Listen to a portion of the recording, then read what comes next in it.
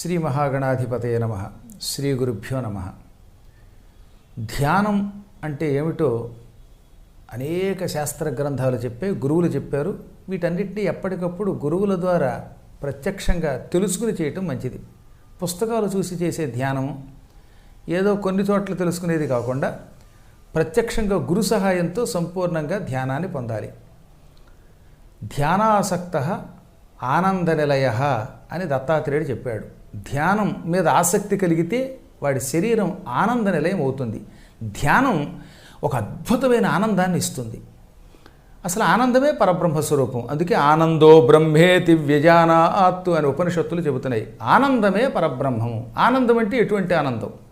కొందరికి వస్తువుల వల్ల ఆనందం కలుగుతుంది, కొందరికి కారు వల్ల, కొందరికి వస్త్రాల వల్ల, కొందరికి నగల వల్ల, కొందరికి గృహాల వల్ల ఆనందం కలుగుతుంది. కానీ ఈ ఆనందం ఇవాళ ఉంటుంది, రేపోతుంది. ఈ ఆనందాలేం నిలబడవు. ఎంతో సౌందర్యవతి అయిన ఊర్వశి తన భార్య అయ్యింది అని పురూరవుడు అనే రాజు ఆనందపడ్డాడు. పెళ్ళి అయ్యేంత వరకు ఆనందం, పెళ్ళయి కొద్ది రోజులు ఆనందం, ఆ తర్వాత ఎంత యాతన పడ్డాడు ఊర్వశి వల్ల ఆయన. కాబట్టి ఆఖరికి ఈ స్త్రీ కూడా ఆయనకి ఆనందం ఇవ్వలేకపోయింది. కాబట్టి లౌకిక వస్తువులు క్షణికానందం ఇచ్చి తర్వాత దుఃఖం ఇస్తాయి. కానీ ధ్యానం శాశ్వత ఆనందం ఇస్తుంది. ఒక్కసారి ధ్యాన మార్గంలోకి సంపూర్ణంగా అడుగుపెట్టినవాడు జీవితంలో దేనికి దుఃఖించడు. అందులో కాయము సమంగా పెట్టి, నాసాగ్రం మీద, భ్రూమధ్యం మీద దృష్టి పెట్టి, మనస్సుని దేని మీదకి వెళ్లకుండా నిర్గుణ చైతన్యం మీద, పరబ్రహ్మం మీద పెట్టి ఒక్కసారి శూన్యంలోకి వెళ్ళిపోతే అప్పుడు ఆ వ్యక్తి సంపూర్ణంగా ధ్యాన నిమగ్నుడు అవుతాడు. అటువంటి వాడికి కలిగే బ్రహ్మానందం ఎప్పటికీ తరగదు. వాడికి అటువంటి వాడికి పతనం ఉండదు. అసలు ఆయువుతో సంబంధం లేదు వాడికి. అటువంటి వాడు ఎన్నాళ్ళకైనా మృత్యువుని కూడా పొందలేడనమాట. ఈ ధ్యానంలోకి అడుగు పెట్టడానికి ముందు అష్టాంగ యోగాన్ని కూడా అవలంబించాలి. ఇంద్రియ నిగ్రహం, యమము, నియమము, ఆసనము, ప్రాణాయామము, ప్రత్యాహారము, ధారణ, ధ్యానము, సమాధి, ఈ 8 అష్ట అంగ మార్గము, 8 పార్ట్స్ అని అర్థం అనమాట ఇంగ్లీష్లో. ఈ 8 నేర్చుకోవలసిందే. అందులో తప్పనిసరిగా కలియుగంలో ధ్యానం తప్పక నిలబడాలి. ఈ అష్టాంగ మార్గంలో ధ్యానం కూడా ఒకటి కదా. ఈ ధ్యానం నిలబడాలంటే ముందు ఆసనం బాగుండాలి. ఆ ఆసనం సుఖాసనం వేసుకోమన్నారు. నీవు ఎక్కువసేపు ఉండడానికి ఎలా కూర్చోగలుగుతావో అలాంటి ఆసనం వేసుకో. ఇతరులు చెప్పారు కదా అని అదే వేయాలని అనుకోద్దన్నాడు. అందుకే సుఖాసీనో భవేత్. అసలు ఆసీనుడు అయ్యేటప్పుడు సుఖంగా ఉండేటట్టుగా, కంఫర్ట్గా ఉండేటట్టు చూసుకోవాలట. కలియుగంలో ధ్యానంలోకి అడుగుపెట్టేవాడు ఎక్కువ తినకూడదు, పూర్తిగా ఉపవాసం ఉండకూడదు. ఎక్కువ తినేవాడు, ఎక్కువగా ఉపవాసం ఉండేవాడు, ఈ ఇద్దరు భ్రష్టులు అయిపోతారని కృష్ణుడే గురించి చెప్పాడు. మూర్ఖులు ఎటువంటి వాళ్ళు? కుడుపు పై కుడ్చు అని తెలుగులోకి అనువాదం చేశాడు తిక్కన గారు. దాన్ని తిన్న వెంటనే మళ్ళీ తింటాట, లేదా ఒక రోజంతా ఏమీ తినట్ట. అలా కాకుండా క్రమశిక్షణతో లఘు ఆహారం తీసుకోవాలి. అల్పాహారీ తపోధన. ఆహారం అల్పముగా అంటే తక్కువగా తీసుకునేవాడికి తపశ్శక్తి పెరుగుతుంది. అసలు తీసుకోకపోతే శరీరం నశిస్తుంది. ఎక్కువ తీసుకుంటే శరీరం తమోగుణ ప్రధానం అవుతుంది.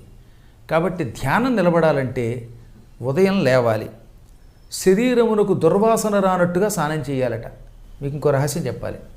నిజంగా మనకి నాసాగ్రం మీద దృష్టి ఉండి భ్రూమధ్యంలో దృష్టి నిలబెట్టి పరమాత్మని దర్శించగలిగే యోగం వస్తే అటువంటి వాడు శరీరం నుంచి దుర్వాసన రాదు. చెమట వాసన పదే పదే వస్తుంది అంటే వాడికి ధ్యానం మీద పూర్తిగా మనస్సు లగ్నం కాలేదు.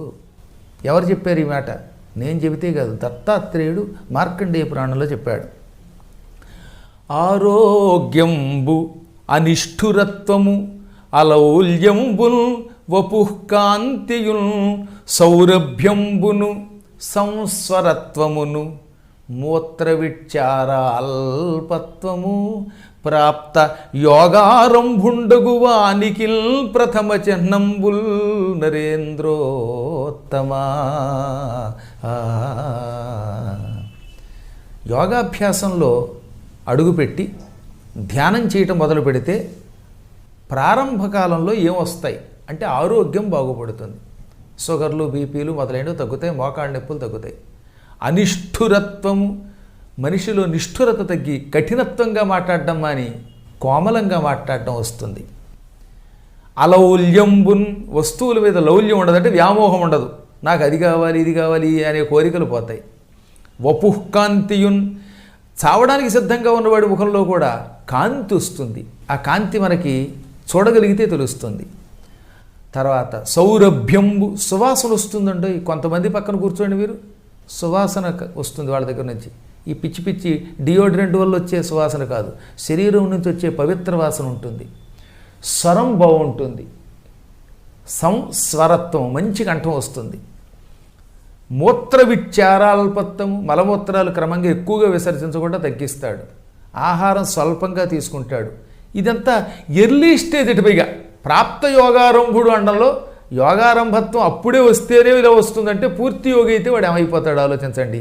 అందుకే యోగి అంటే ఇక నాశనరహితుడు. ఇప్పుడు ఈ ధ్యానం నిలబడాలంటే ముందు యోగాభ్యాసంలో ఏమేం చేయాలో తెలుసుకోవాలి. సమత్వం యోగ ఉచ్యతే, ప్రతి ప్రాణిలో పరమాత్మని చూడాలి నువ్వు. నాలో, కుక్కలో, నీలో, ఈ ఆడవాళ్ళల్లో, మగవాళ్ళల్లో, అందరిలో పవిత్రుడైన పరమాత్మని చూడాలి. ఎవరి మీద ద్వేషం ఉండకూడదు, అనురాగం ఉండకూడదు, వస్తు వ్యామోహం ఉండకూడదు. ఈ సమత్వమే యోగం. ఒకటే యోగం కాదు. యోగ చిత్తవృత్తి నిరోధక. యోగము అంటే మనస్సు అటు ఇటు వెళ్ళిపోకుండా అదుపులో పెట్టుట. ఇప్పుడు నా ఉపన్యాసం వింటూనే ఉంటారు, మళ్ళీ అంతలోనే ఇంట్లో నేను స్టవ్ మీద అన్నం పెట్టొచ్చినట్టున్నాను, ఆ అన్నం కుక్కర్లో పెట్టా, కుక్కర్ కుష్ అని అరుస్తోందేమో, కట్టేవాళ్ళు లేడేమో అనే ఓహ్ వచ్చిందంటే మీకు అన్నం తప్ప ఇంకేం మిగలదు, ఇది సున్నం అయిపోతుంది. యోగాభ్యాసంలోకి అడుగుపెట్టినటువంటి వ్యక్తికి ఇక ప్రపంచం తెలియకూడదు, తానేమిటో తెలియకూడదు, కేవలం తాను పరమాత్మలో లీనమైపోవాలి. అటువంటి వాడిని ఒక్కోసారి కుదిపితే కూడా కదలరు వాళ్ళు. అంతలాగా మనస్సు అటు ఇటు వెళ్లకుండా నిరోధించటాన్ని యోగము అంటారు. ఈ యోగాభ్యాస తత్పరత్వం వస్తేనే అప్పుడు ఈ ధ్యానం నిలబడుతుంది. ధ్యానం నిలబడితే యోగి అవుతాడు. యోగి జ్ఞాని కంటే భక్తుడి కంటే గొప్పవాడు. తపస్విభ్యోధికో యోగి జ్ఞానిభ్యశ్చాధికో మతః కర్మిభ్యశ్చాధికో యోగి తస్మాద్ యోగి భవ అర్జున. తపస్సు కంటే, జ్ఞానము కంటే, కర్మ కంటే యోగాభ్యాసం గొప్పది. అంటే ఈ మూడు ఉంటే కానీ ఇది రావు మళ్ళీ. అందుకని యోగి అవ్వడం కోసం మానేయమని కాదు, ఆ మూడింటిని ఎలా చేయాలో చేసి తద్వారా మనిషి యోగి కావడం కోసమే ఇవాళ అనేక మార్గాలు వచ్చాయి. ఇవన్నీ కొంచెం కొంచెం నేర్చుకొని ఈ ప్రాణాయామం, ప్రత్యాహారం, ధ్యానం, సమాధి స్థితిలోకి వెడితేనండి ఆ వ్యక్తి చచ్చిపోయిన శవంలో ఉండిపోతాడు. ఇప్పటికీ కదలకుండా వందల గంటల తపస్సు చేసి సమాధిలో ఉండిన వాళ్ళని చూశాను నేను, నా కళ్ళారా చూసి చెబుతున్నమాట. మరి కొంతమంది ఆసనం వేసి తపస్సు చేస్తారు. అటువంటి వాళ్ళు 3 రోజులు ఏకధాటిన ఒకే ఆసనం మీద ఉన్నవాళ్ళని కూడా నా అదృష్టవశాత్తు చూశాను. హృషికేశ ప్రాంతంలోనూ, ఉజ్జయిని ప్రాంతంలోనూ, బదరీ ప్రాంతంలోనూ, కాశీ దగ్గర, ఇలా కొన్ని ప్రాంతాల్లో. ఒక ఆయన మయూరాసనం అని వేశాడు. ఆ మయూరాసనం మీద 3 రోజులు ఉండిపోయాడు కదలకుండా. 3వ రోజు తర్వాత వెళ్ళి తనంతా తాను నేల మీదకి రాగలుగుతున్నాడు ఆయన. ఇవాళ గట్టిగా మనం బాసిన మఠం వేసుకుంటే లేవలేకపోతున్నాం. వీటికి గల కారణం శ్రద్ధ లోపించడమే. శ్రద్ధతో ఈ ధ్యాన మార్గాదులు అవలంబించండి. శ్వాస ఎలా వెడుతుందో నిఘా వేయండి. ఎడ, పింగళ మొదలైనటువంటి నాడులలో శుద్ధి అయితే షట్చక్రాలలో ఉన్నటువంటి హంసజపం తనంత తానే దొరుకుతుంది. మన శరీరంలో మూలాధారము, స్వాధిష్టానము, మణిపూరకము, అనాహతము, విశుద్ధి, ఆజ్ఞ అని 6 చక్రాలు ఉన్నాయి. ఈ మూలాధారం నుంచి ఆజ్ఞాచక్రం వరకు ఈ షట్చక్రాల మధ్యలో నిరంతరం వాయువు అద్భుతమైన మార్గంలో ప్రవహిస్తూ ఉంటుంది. ఆ మార్గ ప్రవాహం మీద దృష్టి పెట్టడం యోగాభ్యాసంలో ఒక అద్భుతమైన ప్రక్రియ. ధ్యానంలో వాటిని చూడగలుగుతాడు. అది ఒక రకమైన శబ్దం చేస్తుంది. ఆ శబ్దం మొదట్లో పాము బుసలో ఉంటుంది. నేను విన్నాను ఆ బుస అన్నట్టుగా వస్తుంది మొదట్లో. ఈ కొంతకాలానికి ఈ బుస పోయి హంసోహం సోహం సోహం అనే నాదం వినపడుతుంది. ఇంకో కొంతకాలం పోయాక ఈ నాదం కూడా పోయి ఈ సహస్రార కమలం దగ్గర అపూర్వమైన ఒక చక్రం గిర్రును తిరుగుతూ ఈ సోహం సోహం అనే నినాదం పోయి సహస్రార కమలం దగ్గరికి ఈ షట్చక్రాలలో ఉన్న ధ్యానం కాంతి వలయంగా మారి చేరుతుంది. ఆ కాంతి వలయం ఎలా ఉంటుందన్నమాట, ఓ విష్ణు చక్రం గిర్రును తిరిగినట్టు, భూచక్రం తిరిగినట్టు. దీపావళి పండుగకి చక్రాలు వేస్తారు సరే, ఆ చక్రాలు ఎలా తిరుగుతాయి అలా తిరుగుతుంది. దానినే సహస్రార చక్రము అంటారు. దాంట్లో 1000 రేకులు ఉంటాయి కనుక 1000 రేకుల తామర పువ్వు సహస్రార కమలము అంటారు. ఈ సహస్రార కమలమే మణిద్వీపమని మోక్ష మార్గమని పెద్దలు చెప్పారు. దాన్ని బ్రహ్మరంధ్రం అని కూడా అంటారు. ఈ బ్రహ్మరంధ్రం ఎలా ఉంటుంది? ఒకసారి చూడండి, మన శరీరంలో ఈ కూర్చునే స్థానాన్ని, ఆసన స్థానాన్ని పృష్ఠభాగం పిరుదులు అంటారు. ఈ పిరుదులు పాము పడగలవి, అచ్చం పడగల ఉంటుంది. అలా చూడండి, ఒకసారి చూడండి, ఆదిశేషుడిని చూడండి. ఆదిశేషుడి పడగలు కిందకు ఉన్నాయన్నమాట. ఈ నడుమంబట ఆదిశేషుడి యొక్క శరీరం ఉన్నట్టుగా వెన్నుపూస దగ్గర కుండలిని శక్తి ఉంటుంది. ఆదిశేషుడి తోక ఈ పుచ్చం, ఇక్కడ సహస్రార కమలం రంధ్రం. అందుకే ఇదేమో పాము తోకని, పుచ్చమని, మధ్యలో అంతా పాము యొక్క శరీరమని. ఆ పాము కూడా 3 చుట్టలు లేక 7 చుట్టలు చుట్టుకుని ఉంటుంది అనమాట. పాము ఇలా చుట్టలు చుట్టుకుంటుందిగా. శరీరంలో కొందరికి 3 చుట్టలే చుట్టుకుని ఉంటుంది, కొందరికి 7 చుట్టలు చుట్టుకుని ఉంటుంది, వారి వారి యోగశక్తిని బట్టి. పడగల భాగం కింద. అందుకే పాము తలల కిందకి తోక పైకి ఉన్నట్టుగా శరీరంలో కుండలిని అని ఒక శక్తి ఉన్నది.